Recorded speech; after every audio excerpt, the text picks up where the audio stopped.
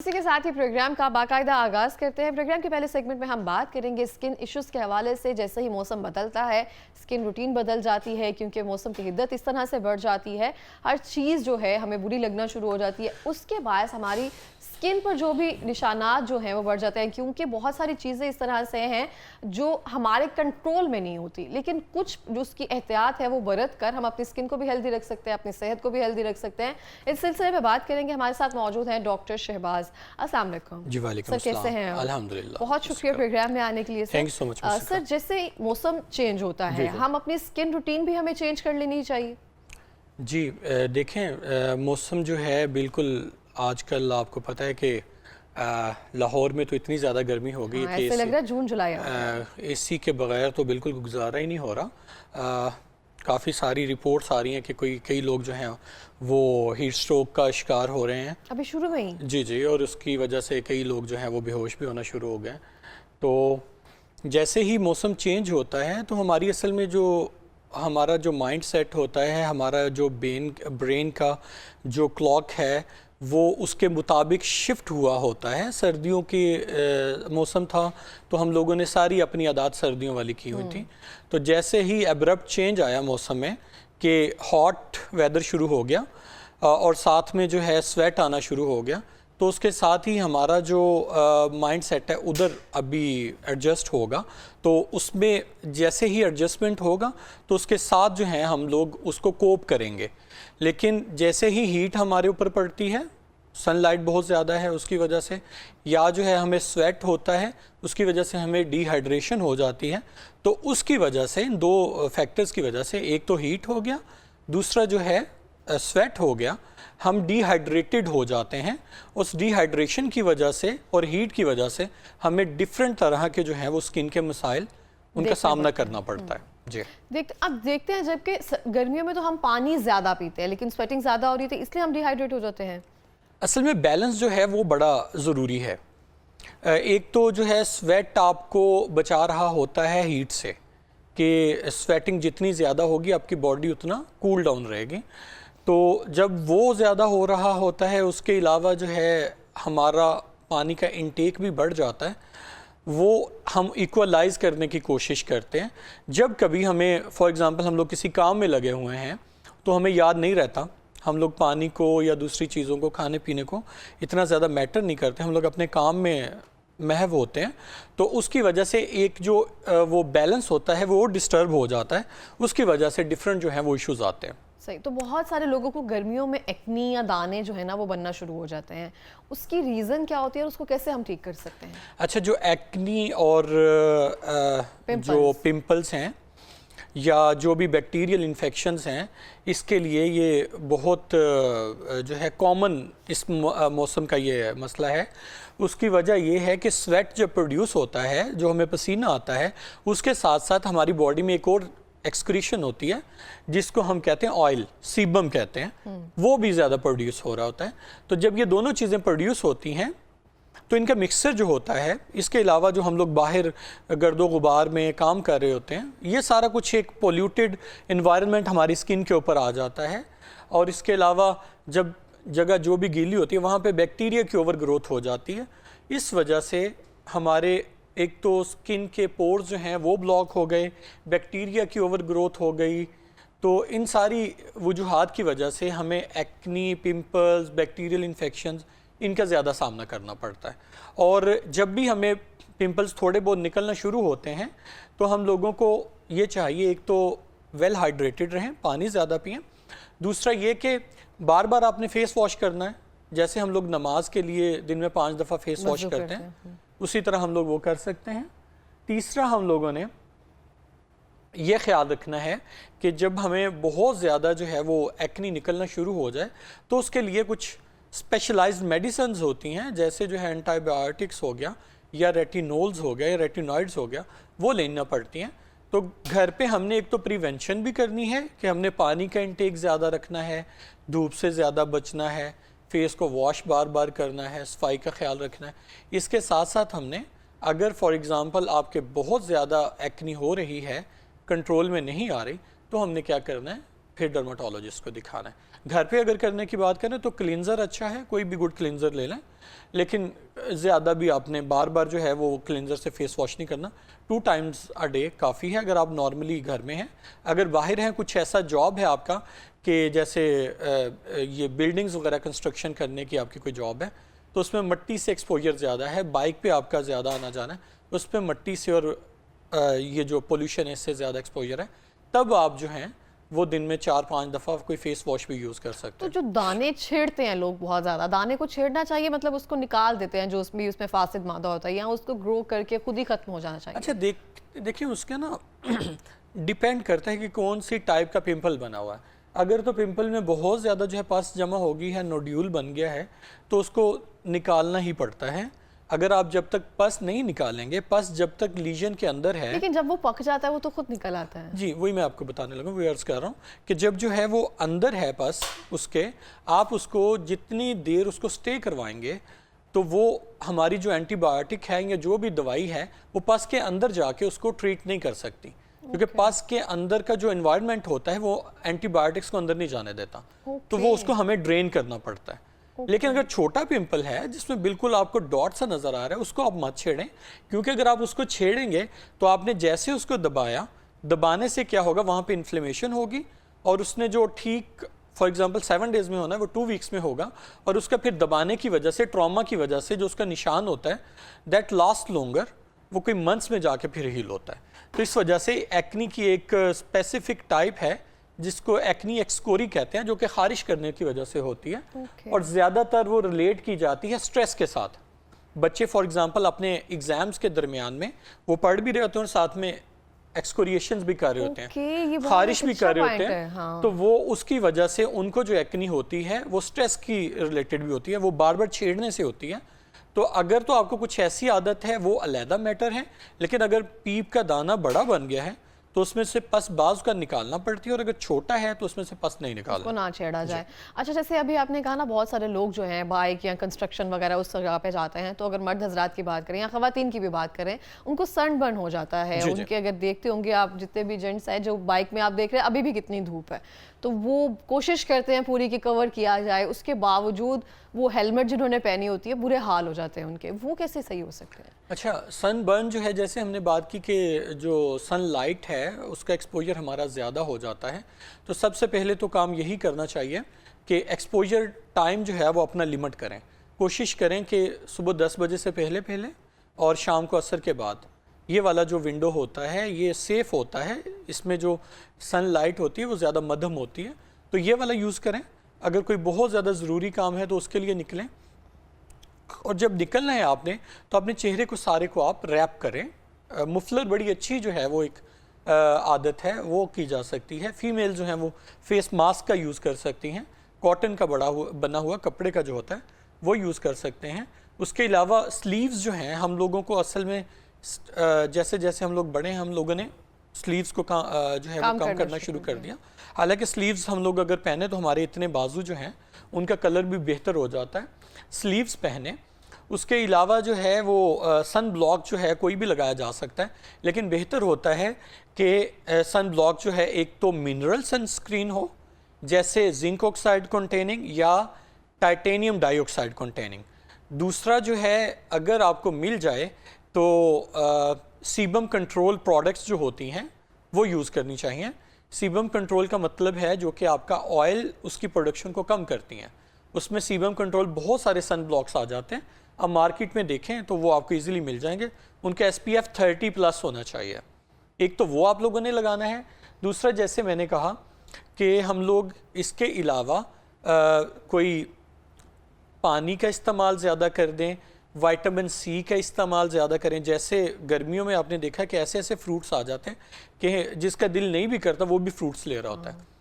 तो फ्रूट्स का इंटेक जितना आपका ज़्यादा होगा उतना ज़्यादा जो है हम इन छाइयों से, सनबर्न से, इन चीज़ों से बच सकेंगे। तरबूज या फिर खरबूजा, ये सब चीज़ें जो है हम अपनी हाँ जी। और अगर मज़ीद कुछ लेना चाहें तो उसके अलावा जो है सन ब्लॉक, ये जो कवर करने के अलावा, हैट के अलावा इसके अलावा विटामिन सी को वैसे ले सकते हैं, विटामिन सी की टैबलेट्स मिल जाती हैं, CAC 1000 10,000 जो है, CAC 1000 में ले सकते हैं। सी कॉन जो होती है वो मिल जाती है, हाई सी साशे मिल जाता है, वो ले सकते हैं। उसमें 1000 mg विटामिन सी होता है, वो यूज़ किया जा सकता है। और इसके अलावा अगर सनबर्न अगर फॉर एग्जांपल आपको हो जाता है, अगर आप लोग धूप में जाना बहुत ज़रूरी है और आपको इचिंग शुरू हो गई है, स्वेलिंग हो गई है, रेडनेस बहुत ज़्यादा जी जी जी, तो फ़ौरन आप लोगों ने कोशिश करनी है ठंडा पानी उसका मसाज करें, या जो है आइस जो होती है, कोल्ड जो होती है, उसका आप जो है वो मसाज करें। और उसके अलावा अगर बहुत ज़्यादा जो है रेडनेस है तो कोई एलर्जी की गोली ले लें उसके लिए। सही हो गया। अच्छा देखते हैं, एक मुझे बहुत मेजर मसला रहा हुआ है बचपन में, वो है पित्त का। जी। वो बहुत सारे लोगों को ये मसला होता है, उनके जिस्म पे वो बहुत मुश्किल से गर्मियाँ गुजारते हैं अपनी। असल में ये आपका नहीं, ये सारों का मसला है, क्योंकि हम लोगों का जो है स्वेट की प्रोडक्शन बच्चों में ज़्यादा हो रही होती है, स्किन उनकी वो होती है, सेंसिटिव होती है। बच्चे वैसे भी लापरवाह होते हैं, आपको पता है, उन्होंने हर जगह खेलना कूदना, धूप का उनको बच्चों को पता ही नहीं होता। तो जब बच्चों ने उसमें खेलना है, उनकी स्वेट प्रोडक्शन ज़्यादा होनी है, तो पोर्स बंद हो जाते हैं जहाँ से स्वेट स्क्रीट होता है, तो वहाँ पे फिर छोटे छोटे बम्प्स बन जाते हैं। उसकी वजह से पित्त जो है वो निकल आती है, जिसको हीट रैश भी कहा जाता है या मिली एरिया कहा जाता है। उसकी वजह से फिर इचिंग होती है। उसका सबसे पहला तो ये है, एक अपने ब्रीदेबल क्लॉथ्स पहनने। जो अपनी ड्रेसिंग है वो ब्रीदेबल होनी चाहिए, जिसमें से एयर जो है वो पास होनी चाहिए। जितने ज़्यादा टाइट जो है वो आपके कपड़े होंगे, उतना ज़्यादा स्वेट जो है वो इन्फेक्शन कॉज करेगा। उसकी वजह से बैक्टीरिया के इन्फेक्शन की वजह से मज़ीद जो है स्किन के मसाइल खड़े होंगे। तो एक तो ब्रीदेबल आपके क्लॉथ्स होने चाहिए, दूसरा हीट का एक्सपोजर कम करना है, तीसरा पानी का इस्तेमाल ज़्यादा करना है। और एक लोशन बहुत कॉमनली मिल जाता है, कैलामाइन लोशन होता है, हाँ। वो आप लोग अप्लाई कर सकते हैं। जैसे वो अप्लाई करते हैं उससे आपको एक तो ठंडक का एहसास होता है, दूसरा ये वाला जो आपका बॉडी टेम्परेचर बेहतर होने से हीट रैश का जो इंसिडेंस होता है वो कम हो जाता है। तो जो ठंडे पाउडर्स वगैरह मिलते हैं उस पर लगाने के लिए वो इस्तेमाल करने चाहिए? उसी की बात करने लगा था कि जो कैलामाइन है वो एक्चुअली वही चीज़ है, ठंडे पाउडर की तरह का ही होता है, वो सिर्फ लिक्विड फॉर्म में आ जाता है, लिक्विड फॉर्म में आ जाता है। ठंडा पाउडर जो होता है, प्रिकली हीट पाउडर, आप वो भी यूज कर सकते हैं। सही हो गया। जैसे ही गर्मियाँ आती है ना, तो हमारे पिगमेंटेशन जो होती है कहीं ना कहीं छुपी होती है, तो वो वाज़े होना शुरू हो जाती है, स्किन से ज़्यादा ना डार्कर लग रहा होता है वो एरिया, तो उसको कैसे हम ट्रीट कर सकते हैं? अल्ट्रावायलेट रेडिएशंस जो हैं, जो कि सन के अंदर हैं, वो हमारी स्किन को डैमेज करती हैं। जब वो डैमेज करती हैं तो हमारी स्किन में अल्लाह ताला ने एक नेचुरल प्रोटेक्शन डाली हुई है, जिसको मेलानिन कहते हैं। तो वो मेलानिन उससे बचाने के लिए जहाँ जहाँ पे हमारा सन का एक्सपोजर ज़्यादा होता है, वहाँ पे वो ज़्यादा एक्यूमुलेट हो जाती है, वहाँ पे ब्लैक हो जाता है। एक बंदा जो है उसका रोज़ाना का ट्रैक है कि उसने सीधा इस पे जाना है, गाड़ी चलाता है रोज़ाना इसी ट्रैक पे, और उसका सन एक्सपोजर इस साइड पे है। आप देखेंगे उसको इधर जो है पिगमेंटेशन ज़्यादा है, इधर कम है। इसी तरह फॉर एग्जाम्पल हम लोग नोटिस करते हैं, हम लोगों का एक हाथ जो होता है ज़्यादा काला होता है, एक कम काला होता है। उसकी वजह यह है कि वहाँ पे हमारा जो सन एक्सपोजर है वो ज़्यादा है। तो सबसे पहले हमने क्या करना है, सन एक्सपोजर को लिमिट करना है। उसके लिए ग्लव्स पहने, जैसे मैंने कहा फेस मास्क पहने, या जो है अगर कोई बाइकर है तो उसको चाहिए कि वो ये पहन ले, कोई मुफलर वगैरह ले के फिर जो है ऊपर हेलमेट पहने। फिर इसके अलावा जो है विटामिन सी का मैंने बताया, विटामिन सी के सीरम्स मिल जाते हैं, खाने के साथ साथ उसको लगाया भी जा सकता है, सुबह शाम उसको लगाएं। फिर इसके अलावा जो साथ में अगर कोई डी पिगमेंटिंग एजेंट्स हैं, जैसे कोजिक एसिड है या जो है अल्फा आर्बुटिन है, उसको नाइट रूटीन में आप यूज़ कर लें, ताकि पिगमेंटेशन जो है उसको कम से कम किया जा सके। तो बहुत सारे लोग होते हैं जो सिर्फ वैसे ही गर्मियों में ना मुरझाए रहते हैं, स्किन बहुत डल होना शुरू हो जाती है, उसको ग्लो करना चाहिए बल्कि, तो उसके लिए कोई मास्क वगैरह हैं जैसे कि एलोवेरा है, वो हम इस्तेमाल कर सकते हैं, या इसके अलावा कुछ और? देखिए, ये सारी जो रेमेडीज़ हैं ना, ये आपको बाहर से वो फ्लरिश कर सकती हैं, लेकिन अगर जब तक हम लोग इंटरनल प्रॉब्लम को डील नहीं करेंगे, तब तक जो है हम बाहर से जितने भी खूबसूरत हो जाएं, इंटरनली अगर नहीं हैं तो बाहर का जो मसला है वो वहीं का वहीं रहेगा। तो उसके लिए जो बेसिक कॉज है उसको ट्रीट करना चाहिए, जिसमें वेल हाइड्रेटेड रहें, पानी ज़्यादा पिएँ, ज़्यादा फ्रूट्स का इस्तेमाल करें। फ्रूट्स में आपको विटामिन सी के साथ साथ पानी भी बहुत ज़्यादा मिलता है। फॉर एग्जांपल हम वाटरमेलन लेते हैं, उसमें पानी 70% तक होता है, तो वो एक बहुत अच्छा रिच सोर्स है। अल्लाह ताला ने हमें जो फ्रूट्स खीरा है, वो जी जी, जितने हम लोग फ्रूट्स लेते हैं वो हमें विटामिन सी के साथ साथ मिनरल्स और साथ में पानी सारा कुछ देते हैं। तो इस वजह से खाने की तरफ भी तवज्जो दें। अपना अगर कोई विटामिन की किसी की कमी है तो कोई मल्टी विटामिन जैसे सर्बेक्सी वगैरह हो गया वो इंक्लूड कर लें। या स्किन के लिए बहुत सारे आते हैं जैसे जो है वो प्रायोरिन है कैप्सूल, या जो है इसके अलावा स्किनोविटम है, ऐसी कोई भी विटामिन ले लें। लेकिन एक्चुअली ट्रीट जो होती है ना वो कॉज को ट्रीट करें, ना कि हम लोग से यही भागते फिर हमारा चेहरा जो है वो खूबसूरत लग रहा है, हमारे हाथ और पाँव काले पड़े हों। हाँ ऐसे ही है। अच्छा हम देखते हैं बहुत सारे लोग, जैसे आपने कहा ना स्टार्टिंग में कि सीबम ज़्यादा प्रोड्यूस हो रहा होता है, तो जिनकी ऑयली स्किन होती है वो तो बहुत मुश्किल में आ जाते हैं एक तरह से। जी ये जो है आपने बड़ा अच्छा क्वेश्चन किया। असल में ये जो सारा समर सीजन होता है उन्हीं के लिए मुसीबत का वजह बनता है। तो इसी तरह बाज़ लोगों में हम देखते हैं कि उनके हिप्स पे दाने इतने इतने बढ़ना शुरू हो जाते हैं, कमर पे, टांगों पे, ये सारे जो हैं ओवर प्रोडक्शन ऑफ ऑयल की वजह से होते हैं। तो उसमें सबसे पहले तो जैसे मैंने कहा, जैसे ही आप स्वेट करें, फॉर एग्जांपल हम लोग जिम करते हैं या कोई गेम करते हैं या बाहर जाते हैं तो फ़ौरन आके नहाएं। स्वेटिंग की वजह से जो ओवर ग्रोथ हुई है बैक्टीरिया की उसको कम करें। दूसरा जो है पानी का इस्तेमाल ज़्यादा करें। और तीसरा, अगर जो है कोई अच्छा क्लींजर आपको मिल जाए, ख़ास तौर पे सैलिसिलिक एसिड कंटेनिंग, तो वो यूज़ करें ऑयली स्किन वाले क्योंकि सैलिसिलिक एसिड की प्रॉपर्टी है कि वो डीप डाउन पोर के अंदर जाके ऑयल की प्रोडक्शन को कम करता है। तो इस वजह से सैलिसिलिक एसिड वाला आप फेस वॉश या सोप यूज़ कर सकते हैं, बॉडी पे नहाने के लिए भी यूज़ कर सकते हैं। फिर उसके अलावा जो है रात में रेटिनोल का इस्तेमाल कर सकते हैं 2 टाइम्स अ वीक और 3 टाइम्स अ वीक। उसके साथ साथ जो है ऐसी चीज़ें जिनसे ऑयल की प्रोडक्शन ज़्यादा होती है वो कम लेनी पड़ती हैं आपको।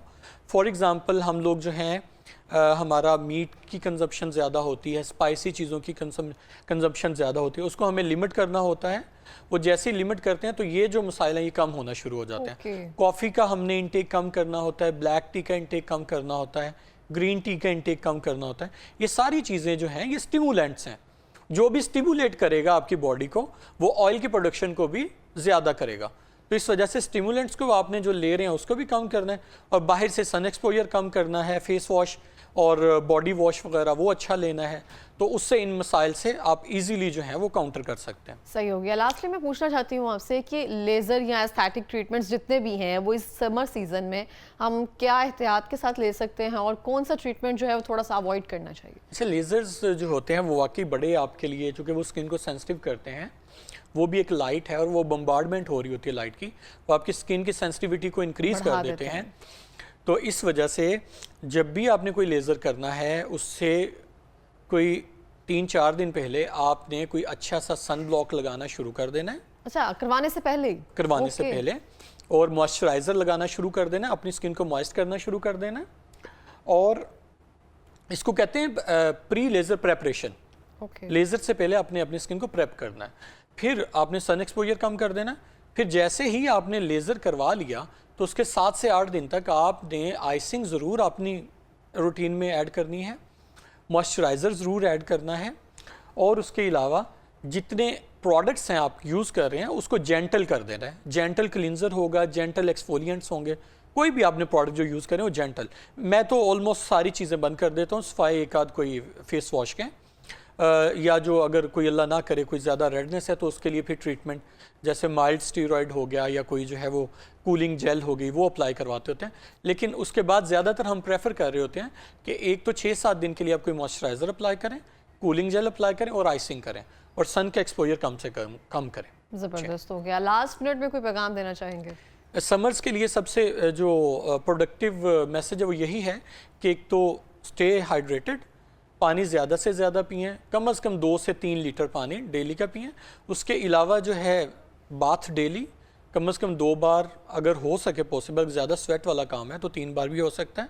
हर दफ़ा अपने साबुन नहीं यूज़ करना, साबुन का इस्तेमाल एक दफ़ा काफ़ी है नहाने के बाद, नहाने के दरमियान में। और उसके अलावा कपड़े जो हैं वो ब्रीदेबल पहने, ज़्यादा टाइट क्लॉथ्स ना पहने, और अपनी जो एक्टिविटीज़ हैं कोशिश करें उनको ऐसे प्लान करें कि वो जो पीक आवर्स हैं सूरज के उस दरमियान में ना करें। और अगर आपके बच्चे हैं तो बच्चों को घर के अंदर ही जो है इंडोर एक्टिविटीज़ की तरफ उनको माइल करें।